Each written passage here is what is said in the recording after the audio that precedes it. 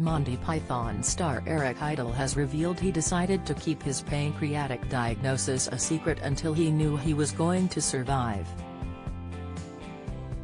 The comedian and writer, 79, revealed earlier this month that he had received a rare early diagnosis 3 years ago and was successfully treated for the illness. In a new interview with The Guardian, Eric admitted he just got on with it when he was told his diagnosis and decided to speak out when he got the recent all-clear to give others hope. Eric was diagnosed early after a pal who he was staying with in the United States urged him to undergo a variety of tests to help his friend, a doctor, in his studies into preventative medicine. He was told the diagnosis by his friend, who enlightened him that there was a good chance of removing the cancer via surgery due to the rare early diagnosis. Eric told The Guardian he didn't feel emotional when told the news, explaining, "I didn't cry till I knew I was going to live. I just got on with it.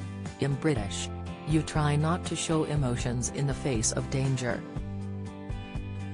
The comedian told his wife of 41 years Tanya and his children Carrie, 49, and Lily, 32, but chose not to tell friends until he received the all-clear in order to spare them from worry. He admitted he didn't have time to be shocked as within 10 days of his diagnosis he was in hospital undergoing surgery. After 5 hours on the operating table, his cancer was removed perfectly intact. He kept the news secret for 3 years, undergoing biannual tests, and only recently learning that he had the all-clear. "I've been living 6 months to 6 months on tests. I didn't know how much longer I had. I saw my doctor recently, and that's when I got the real shock. I asked him how long I had left, and he said, 10 years. He explained. He also said, "Had you been 2 weeks later you wouldn't have got to see the surgery, you would have been straight into chemo, which is unpleasant and not much use at that stage." Eric has now teamed up with Stand Up to Cancer in a bid to increase awareness for cancer research and recently appeared on the U.S. version of The Masked Singer as part of the campaign. "That's why I came out about it," he said of his decision to reveal his diagnosis. "I wanted to say, look, I was very lucky and I survived. And so can you. I've heard from so many people how much that meant to them. And that chokes me up. That makes me cry." He cites his old friend George Harrison as a great example of dying with dignity. The Beatles star passed away from lung cancer aged 58 in 2001, with Eric among those at his deathbed.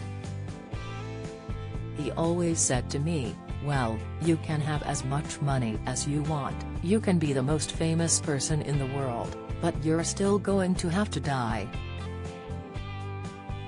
It was just fabulous to see someone pass away calmly without panic, regret or bitterness." Pancreatic cancer is one of the most lethal forms of the disease, and around 95% of people who contract it die from it. Joan Crawford, Patrick Swayze and Luciano Pavarotti all died of pancreatic cancer. It is the 6th most common cause of cancer death in the UK. Around 10,000 people are diagnosed with pancreatic cancer each year in the UK, alongside about 55,000 in the US. It is caused by the abnormal and uncontrolled growth of cells in the pancreas, a large gland in the digestive system. Pancreatic cancer typically does not show symptoms in the early stages, when it would be more manageable.